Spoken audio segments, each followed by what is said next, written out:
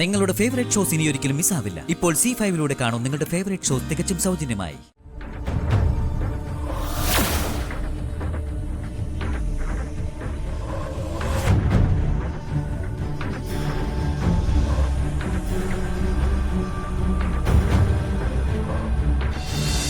എപ്പോഴും പിന്നാലെ നടക്കുകയാണെന്ന് പറയേയില്ല.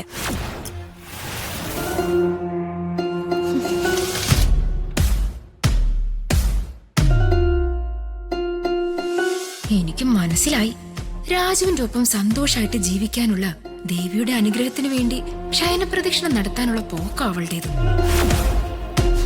ശരിയാക്കി തരാം.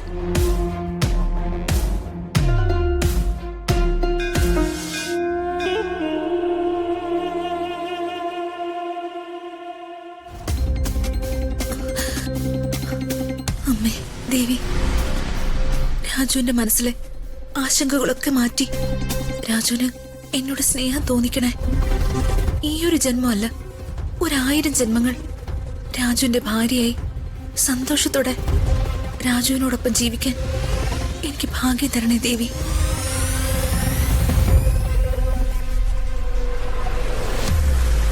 രാജുവിന്റെ ഒപ്പം എന്നും സന്തോഷത്തോടെ ജീവിക്കാനുള്ള ഭാഗ്യം തരണേ ദേവി.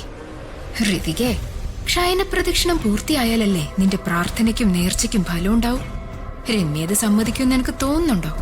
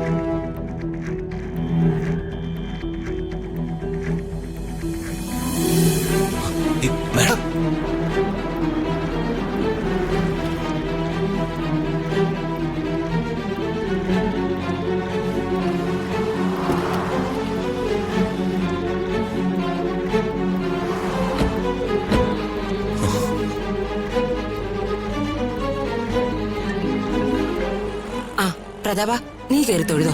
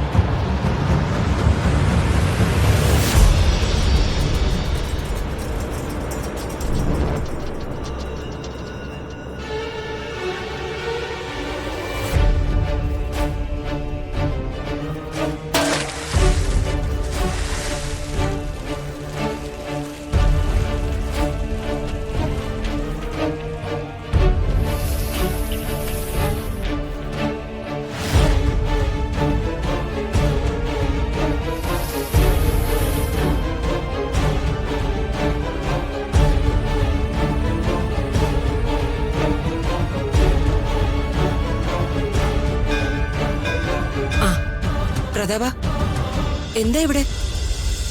നീ എന്താ ഇവിടെ നിൽക്കുന്നേ? നീ വന്നേ.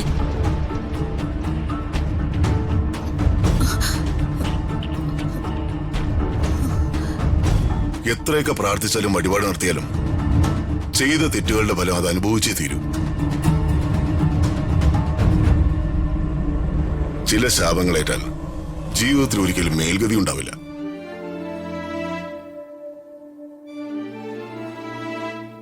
നിന്റെ ശകാരമാണെങ്കിൽ പോലും അത് കേൾക്കാൻ ഒരു യോഗ്യത വേണ്ടേ പ്രതാപ?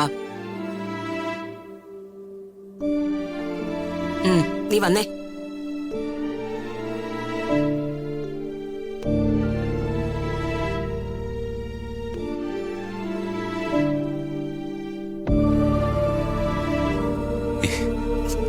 മാഡം,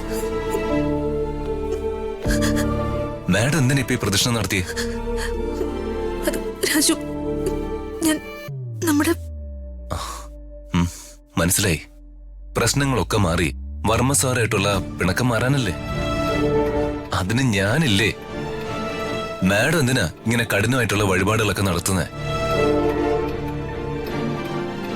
മാഡം എഴുന്നേക്ക്. രാജു, നമ്മുടെ എഴുന്നേക്ക് മാഡം, പറയുന്ന കേക്ക്. വാ, എഴുന്നേക്ക്.